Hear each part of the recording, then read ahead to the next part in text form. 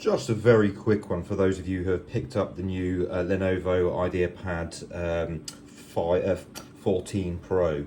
I want to do the M2 upgrade on this device and bump it up to 2 terabytes, because when you go through the configurator, basically any kind of options for this machine are just vastly more expensive. So it's cheaper just to buy the SDs off Amazon or whatever. So I picked up this NeTAC 2 terabyte drive, which is meant to be 7 gig a second read and write, which is meant to be quite good.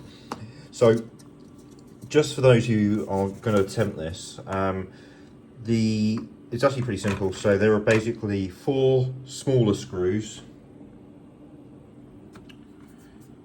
which I think are, I've got these as a number 7 safety screw. So I basically use a simple, cheap little kit like this. I've got several of these and they are handy. So it didn't take me very long. There's a little bit of thread locker on there, so just the first time you start turning it just takes a moment. The 2 screws at the rear are slightly longer, so just bear that in mind. I will now go ahead and fit the M2 drive, but this hasn't taken very long. Just a note, all around the case there are little clips, so you need to use a plectrum or something similar. Most of these kits come with, you know, a couple of them anyway. And just carefully, I started from the rear and I just kind of went around the perimeter.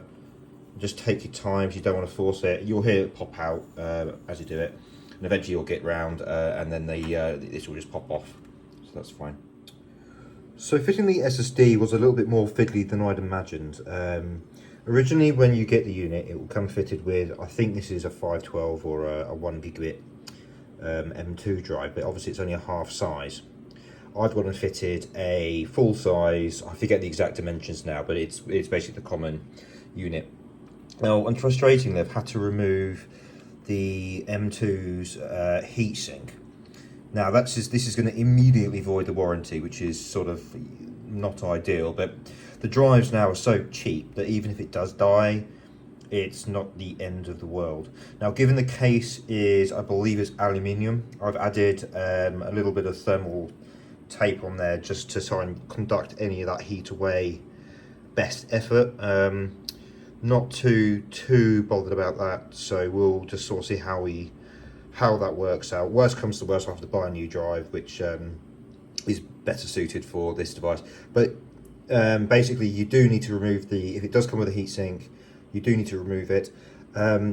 Now, removing the 2 screws that basically it comes with a retaining clip like this. So there was a screw on that portion there, and they were thread locked in quite tightly. I had to go fishing through my tool cabinet to try and find a suitably sized screwdriver, and I did sort of manage to strip.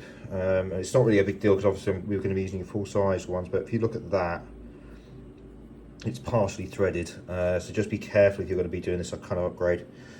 Cool, so what I'm going to do now is I'm going to reassemble this and see if it's worked as I had intended. Cool, right. So another quick follow-up. So basically push down the lid back on there, so clipped it all in around the perimeter, and then just re-screwed in all the screws. Just so you're aware, I don't know how well this is going to come out. So the 2 bits that I've used, let's see if this bad boy is going to focus. Alright, so let me swing that around.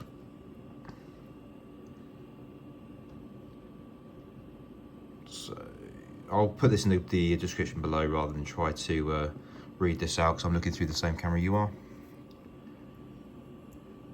And these two bits worked on both the SSD when I took apart the heatsink, and on the actual laptop itself.